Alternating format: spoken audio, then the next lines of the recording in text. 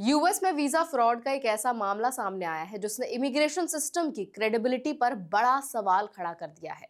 10 भारतीय नागरिकों पर आरोप है कि उन्होंने फेक रॉबरीज प्लान करके खुद को क्राइम विक्टिम दिखाया और उसी आधार पर यू वीजा के लिए अप्लाई किया। ये सिर्फ एक क्राइम स्टोरी नहीं है, बल्कि ये समझने का मामला है कि यू वीजा सिस्टम कैसे काम करता है, मिसयूज कैसे होता है और ऐसे मामलों में लीगल कॉन्सिक्वेंसेस क्या होते हैं।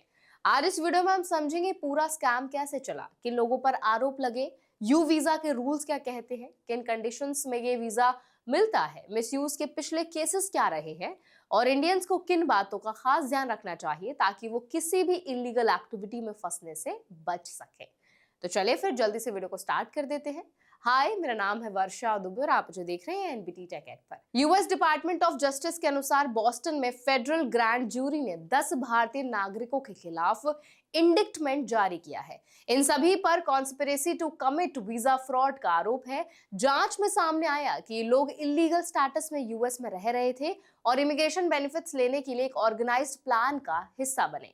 इस केस में जिन लोगों के नाम सामने आए हैं उनमें जितेंद्र कुमार पटेल, महेश कुमार पटेल, संजय कुमार पटेल, दीपिका बेन पटेल, रमेश भाई पटेल, अमिता बेन पटेल, रौनक कुमार पटेल, संगीता बेन पटेल, मिंकिश पटेल और सोनल पटेल शामिल हैं।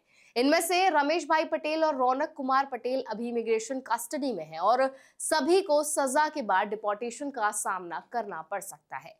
अब समझते हैं पूरा स्कैम कैसे काम करता था। जांच के अनुसार ये ऑपरेशन राम भाई पटेल द्वारा ऑर्गेनाइज किया गया था और बलविंदर सिंह इसमें गेटवे ड्राइवर की भूमिका में थे। इन दोनों को पहले 2023 में चार्ज किया गया था और 2025 में कन्विक्शन भी हो चुका है। इस स्कीम में एक पैटर्न फॉलो किया जाता था। सबसे पहले कन्वीनियंस स्टोर्स, लिकर शॉप्स और फास्ट फूड आउटलेट्स जैसे लोकेशंस चुने जाते थे। फिर वहां फेक रॉबरी प्लान की जाती थी जिसमें एक व्यक्ति नकली हथियार के साथ रॉबर बनकर एंट्री करता था।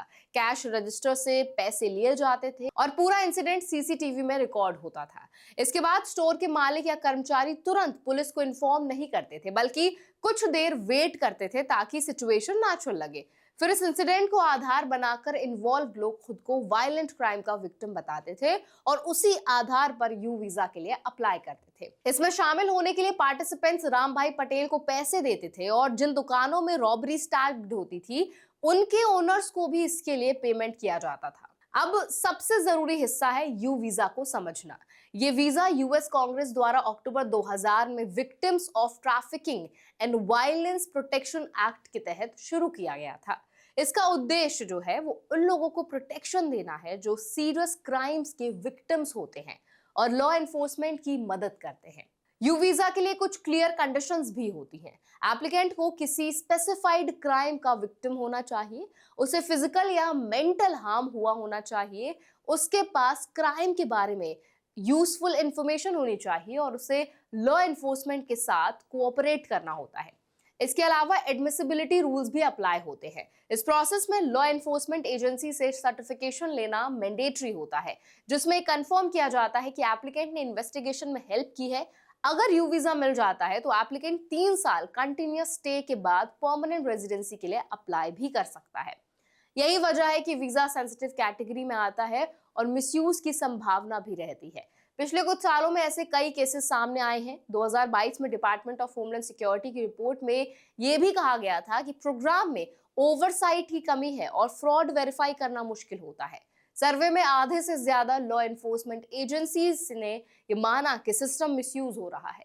2023 में भी मल्टी स्टेट नेटवर्क पकड़ा गया था जो इसी तरह फेक रॉबरीज करके वीजा क्लेम बना रहा था।